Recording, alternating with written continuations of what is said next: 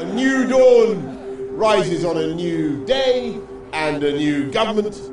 When the sun rises again on February 1st, the European Union and the United Kingdom will still be the best of friends. We depart from the EU on the 31st of January, and at that point Brexit will be done. It will be over. But it's not really going to be over, is it? Which is why Boris Johnson probably doesn't want you watching what's coming up. It's full of experts who are going to explain why the next phase of Brexit is so much more difficult and the decisions so much harder than in the last 3.5 years since the referendum. Now, the Prime Minister has a majority of 80, so MPs won't stand in his way, but there will be losers as well as winners from the next phase of Brexit, which means number 10 probably doesn't want you paying too much attention to this. I think fishing is going to be the most difficult issue. I was hoping we'd get control of our own waters. Any change in that process will lead to some level of disruption, some level of backlog.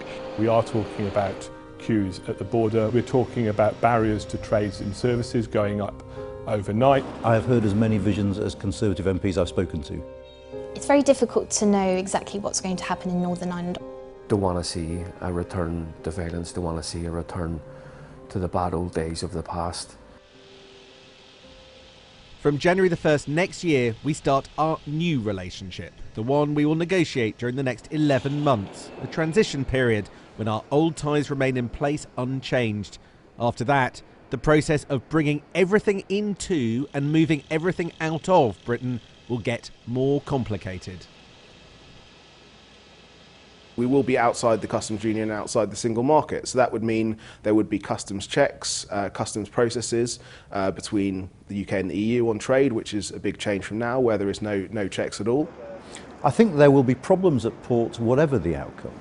The government is going to have to face a bit of negative publicity because there will be logjams, tailbacks at ports, because actually there will still have to be checks. With Boris Johnson's deal, there will still have to be checks at ports.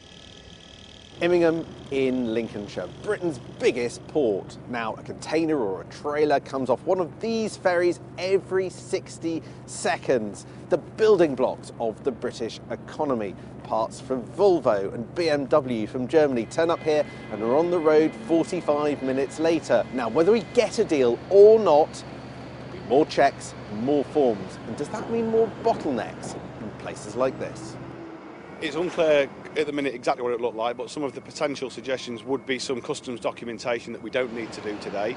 Once we start slowing that supply chain down to any friction, that adds cost, and unfortunately that cost is what will always be the deciding factor about whose cargo goes where.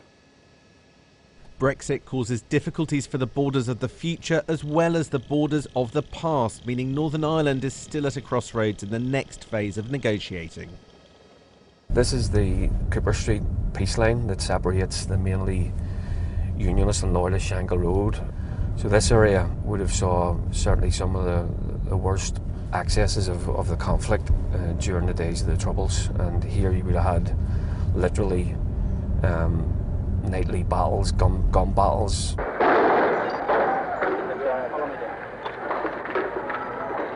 We've just driven round the Shankill area of Belfast.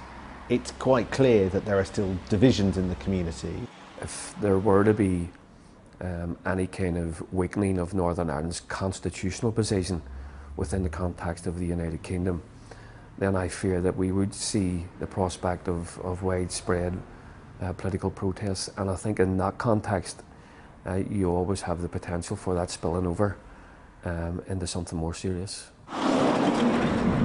3 years of agonising about the Irish border, which is going to be a new frontier for the European Union, has probably succeeded in ensuring that it'll be no more intrusive than this, a change in road markings and surface between the north and the south, and no return to the kind of customs posts of the past. But a solution only exists on paper, and it appears to leave Northern Ireland with 1 foot inside the European Union. They're the only place in the entire world that is both in the UK customs union on a legal basis, which means that everyone in Northern Ireland, financial services firms, anybody, Defence, Airbus, whoever it happens to be, they will benefit. The challenge on Brexit has always been, if you ended up with a solution where you have a border on the island of Ireland, that is unacceptable to one community, and if you have a border down the Irish Sea, that is unacceptable to the identity of unionists. There are warnings from paramilitary groups that there could be civil disobedience or worse from the divisions created by Boris Johnson's Brexit deal between the mainland, Great Britain and Northern Ireland. How seriously should we take those? We are 22 years on from the agreement. If it takes you 22 years to transition away from violence, then you're not interested in peace and you're not interested in the political process. You're just a thug.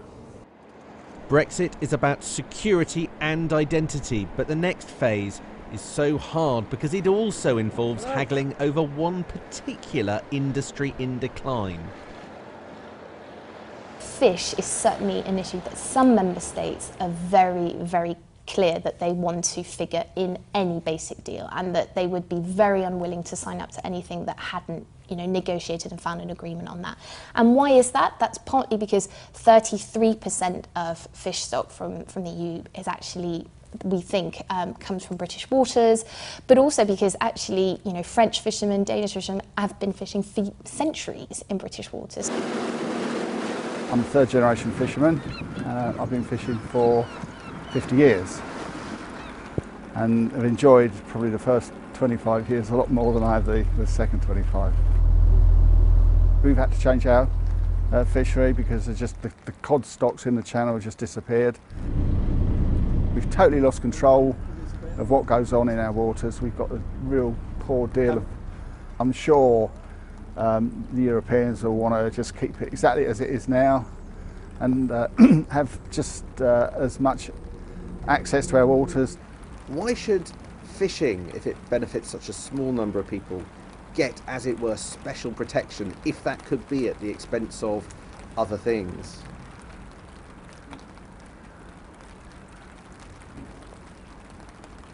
I think it's pretty easy for anybody, a layman, to see the position we've come to be in.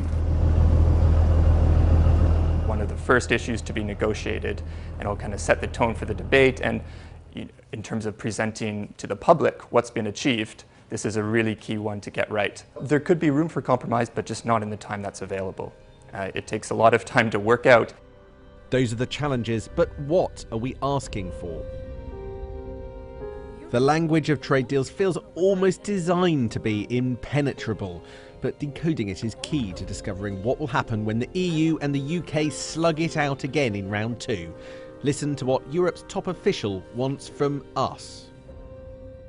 In your speech, you suggested that we could be on track for a zero tariff, zero quota deal. What kind of obligations might Britain have to adhere to get that, or are you simply offering that here today? Zero quota, zero tariffs, zero dumping means level playing field.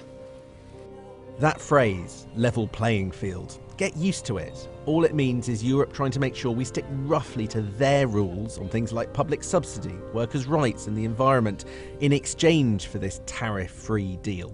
If Boris Johnson wants to secure an agreement with Europe that does not frankly wreck the UK economy and large sectors of the UK economy, he will have to agree to a high alignment model, a model where the government is not really able to diverge.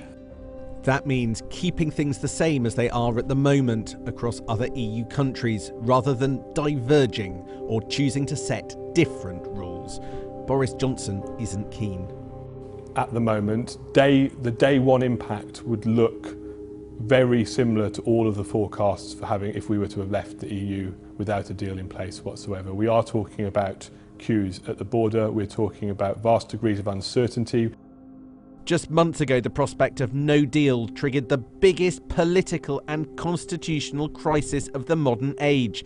But could the government choose something not dissimilar? Others reject such pessimism. If the EU says to us, for example, we only will let you have market access if you harmonise completely with our regulations. We should point out to them that in the case of New Zealand, they've agreed a meat products agreement. In Australia, in the beef industry, they have 2 lines of beef that they produce, one for the closed EU market, the closed loop EU market, and one for the rest of the world. Both sides stake out their positions next week. Talks start within a month. Brace for theatrics, where no can mean yes, immovable deadlines can vanish, and everyone will declare victory at all costs. But remember, there will be no way to dress up the legal text, which will take centre stage at the end. Sam Coates, Sky News.